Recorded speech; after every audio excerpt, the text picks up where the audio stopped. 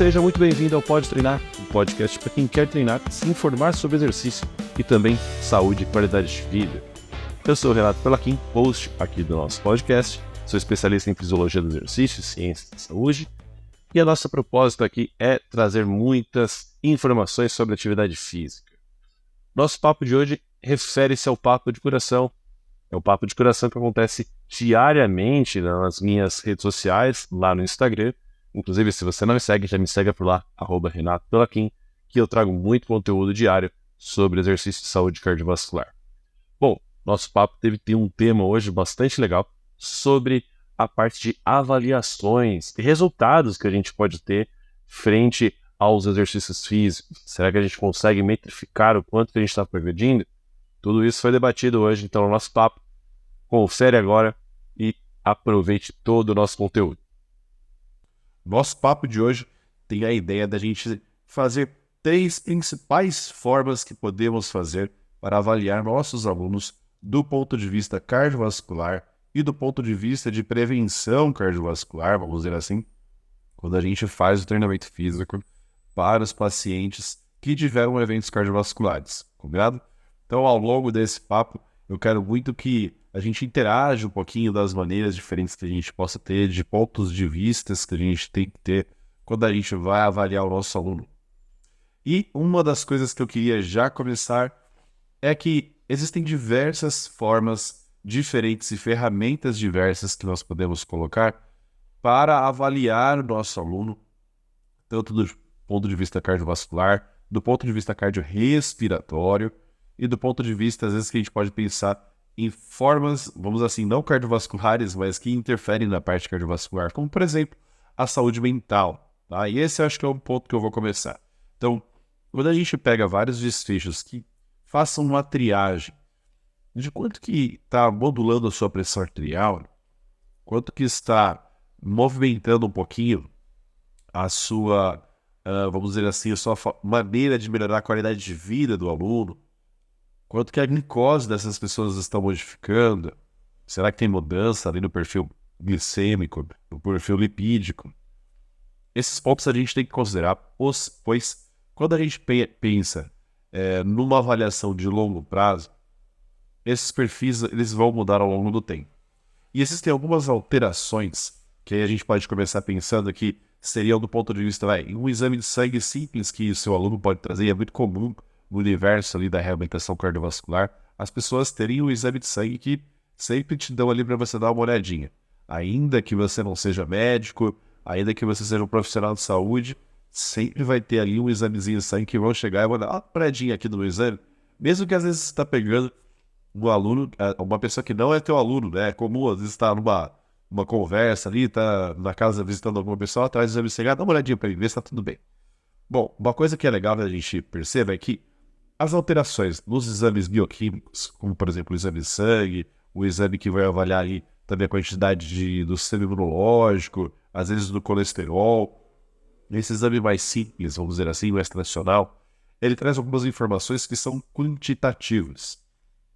Por que eu destaco esse ponto?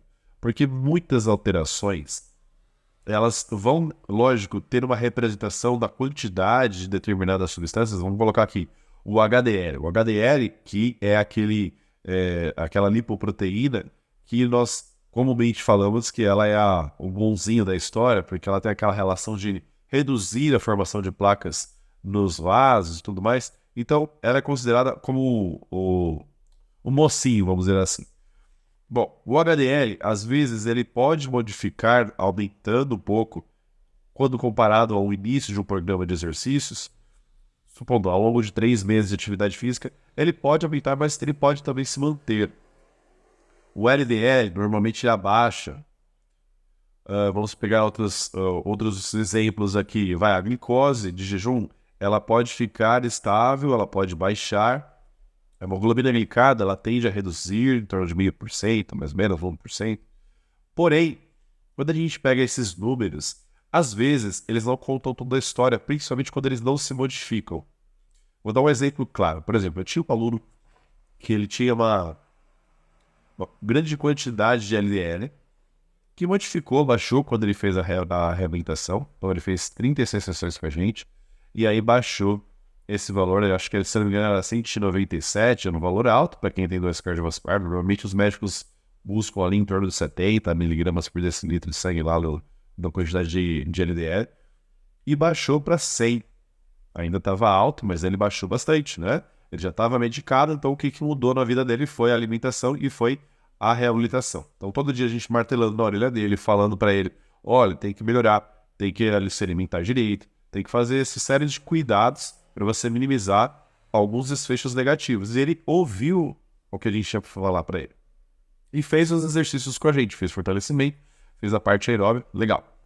Bom, esse número mudou, mas o HDL, que era uma das coisas que a gente estava querendo, que estava bem baixo, estava em torno de 30, 25, por aí, não se modificou muito. E aí a gente fica pensando, poxa, será que o nosso trabalho foi relativamente em vão? Será que a gente não teve mudança? Poderia mudar, né? Bom, esse aluno, ele participou de uma pesquisa que nós fizemos. E uma coisa bem legal que a gente pôde observar, é lógico que a gente pega o estudo uma média ali de todo mundo. Na pesquisa a gente não usa um único aluno, mas eu estou usando esse daqui como exemplo para mostrar para vocês que ficou marcado para mim. Eu gravei que, de fato, no exame de sangue dele, houve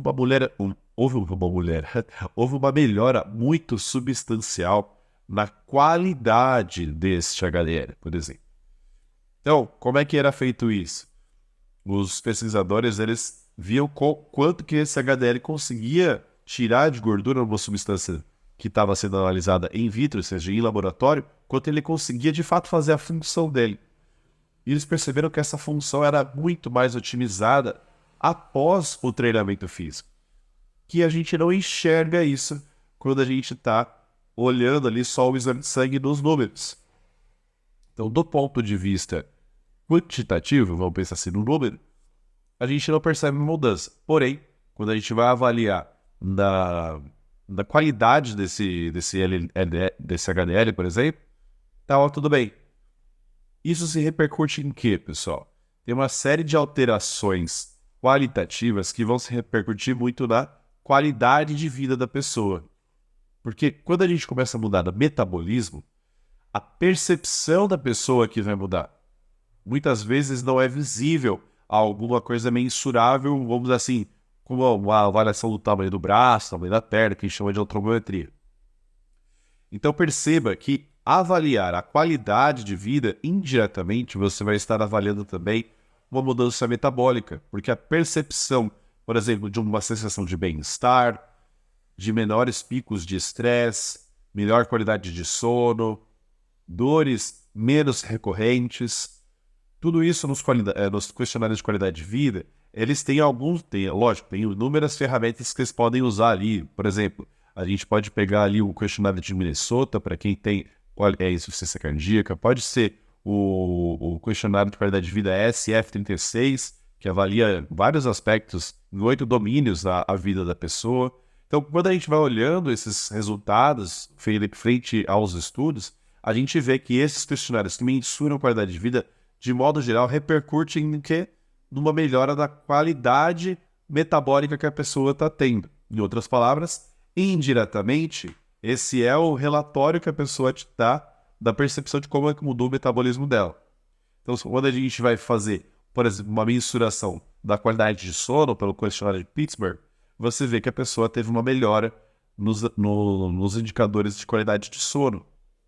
Poxa, é muito interessante quando a gente vai vendo até outros desfechos. Por exemplo, uma coisa que a gente estava até batendo papo com o pessoal lá do UDESC, um dos pesquisadores, o professor Cícero, que ele avaliou a parte de disfunção erétil por questionários específicos para essa finalidade, frente à atividade física.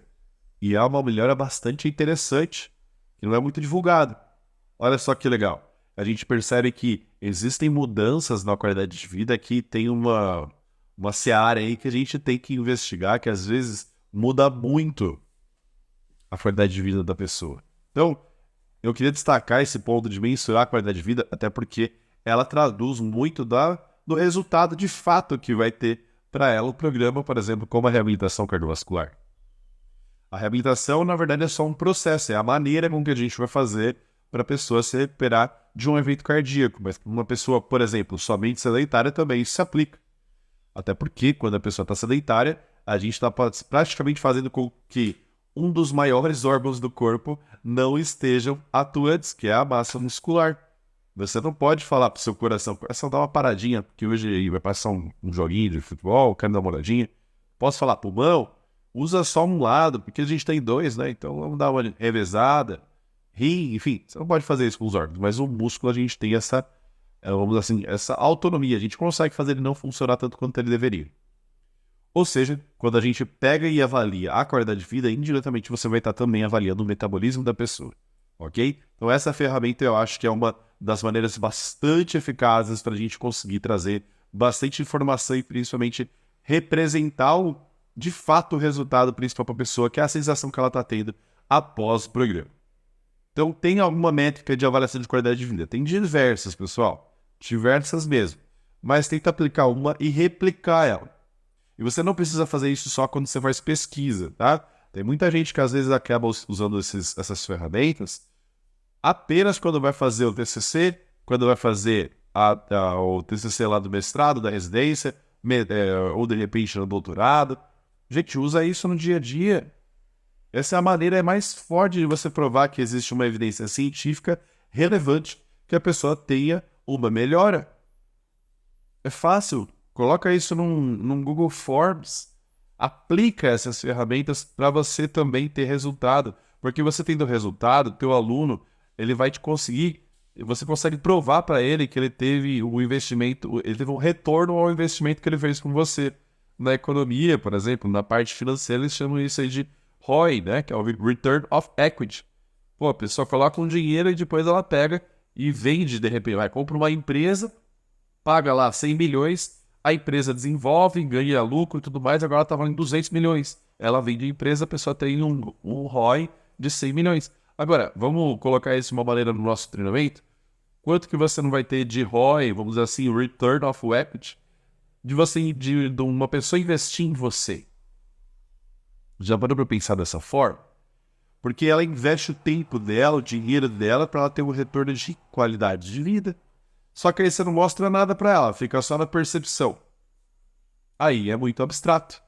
Quando você começa a colocar no papel, de fato você vai ter métricas substanciais para você ter uma melhora na conduta e até para você avaliar se o seu trabalho está no caminho certo. Porque a gente avalia as coisas para ver se está no caminho certo. Porque se não tiver, você pode mudar a abordagem que você está fazendo. Então tenha uma forma de avaliação. A primeira delas, a gente pode pensar em qualidade de vida. Combinado? Um segundo ponto, e aí vamos colocar agora sim, de uma forma mais direta, de aplicação de testes e tudo mais, que é uma área que eu particularmente gosto bastante. Então vamos pensar, na reabilitação cardiovascular a gente pode avaliar atividades submáximas.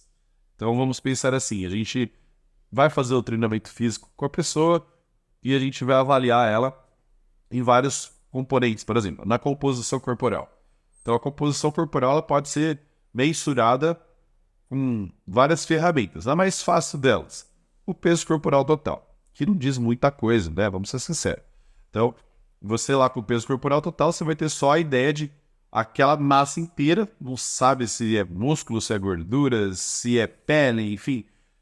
Tudo que está lá em cima da balança vai ter um peso. É esperado que a partir do momento que a pessoa saia do contexto de sedentarismo e fique ativa, ela tem um gasto semanal energético maior e, naturalmente, se ela manter os hábitos alimentares dela igual ela estava antes, ela vai ter um balanço mais reduzido, concorda? Se ela come, vamos assim, 2.000 quilocalorias e ela não tinha um gasto de 100, sei lá, de 500 quilocalorias no dia. De repente ela tem um gasto de 1.000 quilocalorias por dia, então agora essa diferença cai, concorda comigo?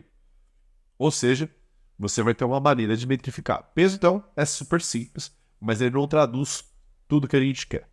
Um segundo ponto que a gente pode avaliar, e aí começa a ficar mais específico, tá? Você pode literalmente fazer antropometria, você pode medir alguns perímetros corporais.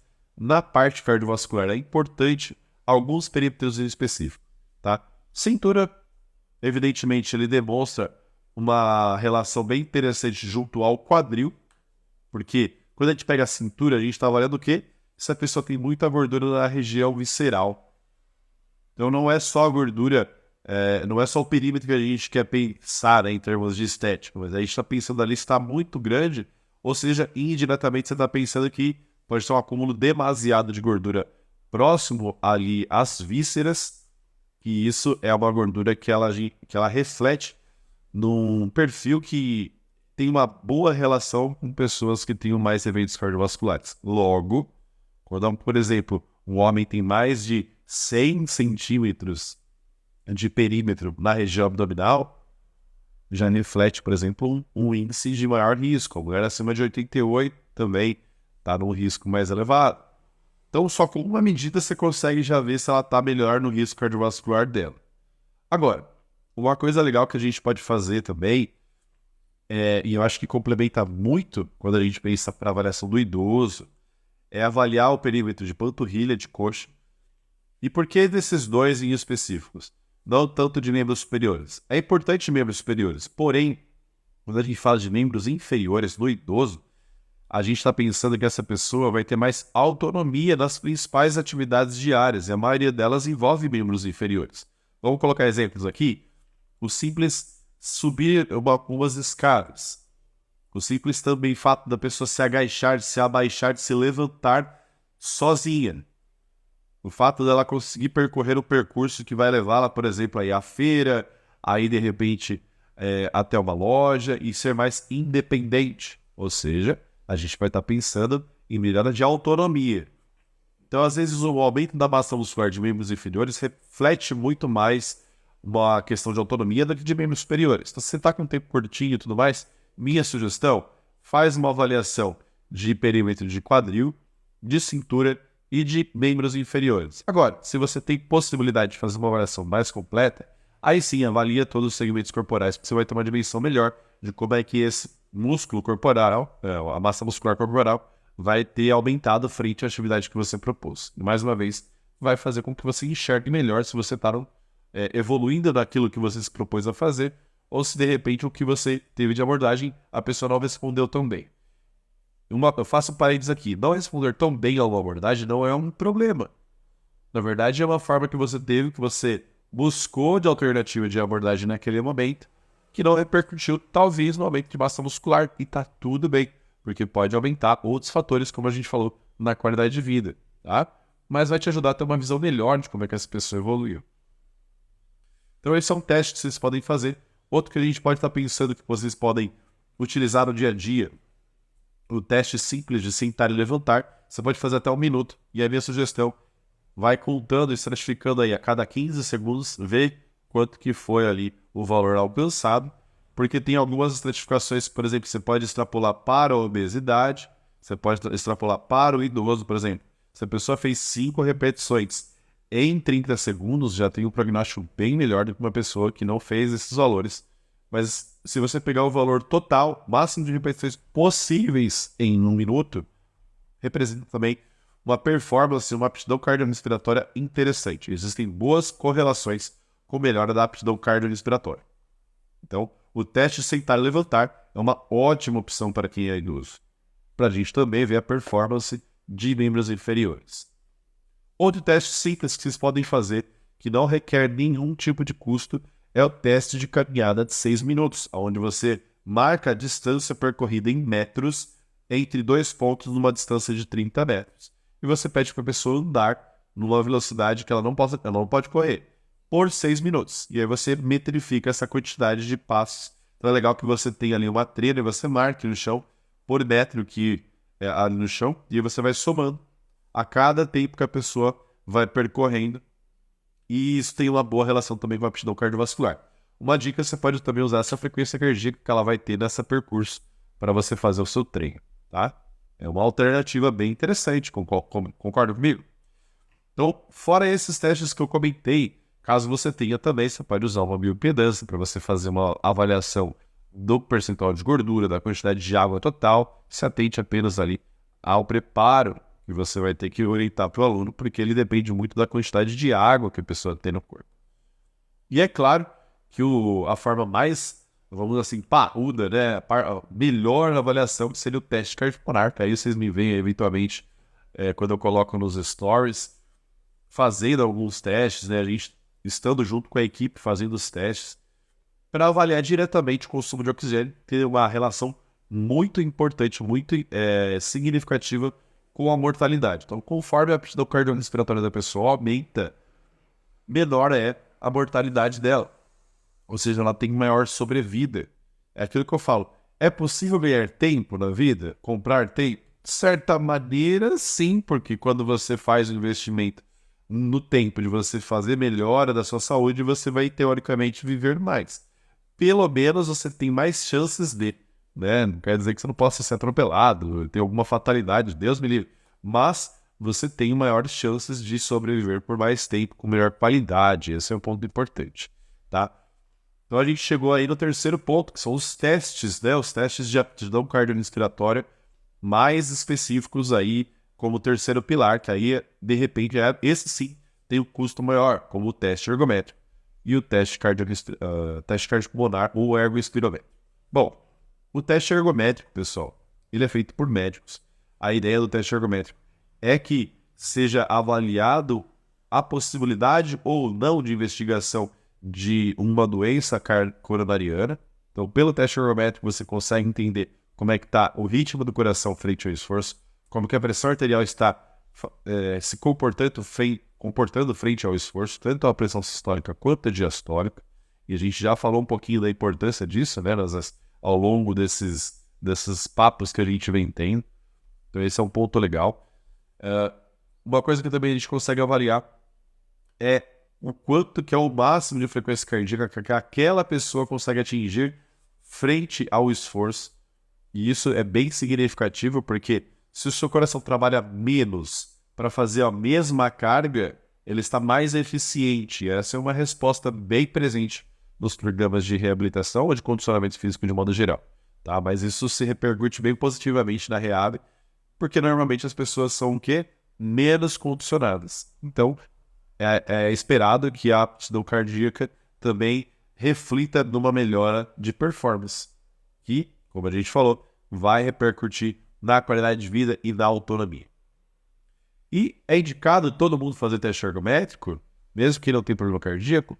Aí, gente, é muito a critério do médico que está acompanhando. Se de repente você também quer fazer um programa, por exemplo, de personal e tal, e o professor tem a habilidade de pegar ali o conhecimento, né, no caso, pegar o teste ergométrico e fazer uma prescrição mais individualizada, eu altamente recomendo que, sim, a gente pode fazer um teste ergométrico, mesmo que você não tenha nenhum evento cardíaco, nenhum sintoma, e que ele sirva para otimizar a prescrição. Pelas diretrizes de ergometria que saíram recente, de 2024, a indicação, ela não tem um nível de evidência tão alto, você não precisa de um teste ergométrico para fazer um treino, mas ela ajuda, principalmente para o preparador físico, que tem conhecimento em utilizar o teste para você fazer uma comparação no momento pré e pós. E aí, mais uma vez, a maneira mais direta de você avaliar a sua aptidão física. O teste cardiopulmonar, ele é uma informação ainda maior e mais refinada do que o teste ergométrico, porque além da função cardíaca, a gente vai avaliar a função metabólica pela a relação dos gases entre consumo de oxigênio, liberação de CO2, o volume de ar que você tem em cada estágio, e isso é chamado de ventilação. E várias outras variáveis que a gente consegue absorver correlacionando entre elas, entre essas três que eu comentei, para você verificar a melhora da aptidão física da pessoa. É o melhor teste para avaliar a aptidão cardiorrespiratória de um indivíduo que queira saber só a aptidão física atual dela. Tá? Então tem vários desfechos que a gente consegue evoluir bastante quando a gente tem uma triagem adequada. Agora, você pode optar em fazer algumas delas em níveis menores, por exemplo, comparar uma sessão com a outra. Faz cortes menores. Para quê? Para você motivar o teu aluno. Porque é legal quando a gente tem uma meta maior, mas você tem as micrometas para você conseguir motivar teu aluno a enxergar que ele está melhorando. Agora, não dá para você fazer um treinamento e você falar para a pessoa que ela evoluiu simplesmente por um relato. Tá? É válida, mas vamos dizer assim, profissionalmente falando, isso não tem nenhum valor em termos de resultado que você possa ter para que você conquiste mais clientes. Porque, vamos ser sinceros, isso também é um resultado seu, do seu trabalho. Então, se você consegue ter essas informações, naturalmente, aquilo que eu falei do ROI, que é o Return of Equity, vamos dizer assim, o equity, o investimento que a pessoa coloca em você, para você também provar para ela que ela vai ter esse retorno, você vai ter essa informação muito abstrata. Então, quando você tem essas informações mais presentes, naturalmente você vai conseguir, vamos dizer assim, divulgar melhor o seu trabalho, ter mais evidência que o que você faz funciona, porque uma coisa é certa, pessoal. Atividade física, exercício físico, funciona, tá? Só que ele precisa ser adequado à sua disponibilidade, à sua individualidade e, lógico, ao seu objetivo. Feito isso, você com certeza vai ter uma boa evolução, tá? Nosso papo de coração teve essa ideia de hoje, da gente pensar em ferramentas e maneiras da gente fazer a avaliação. Espero ter contribuído bastante para o teu conhecimento. E me conta aqui embaixo depois, alguma dessas ferramentas você já aplicou no teu dia a dia? Espero então a sua resposta. Um grande abraço para você e a gente se vê amanhã no nosso papo de coração. Até mais. Tchau, tchau.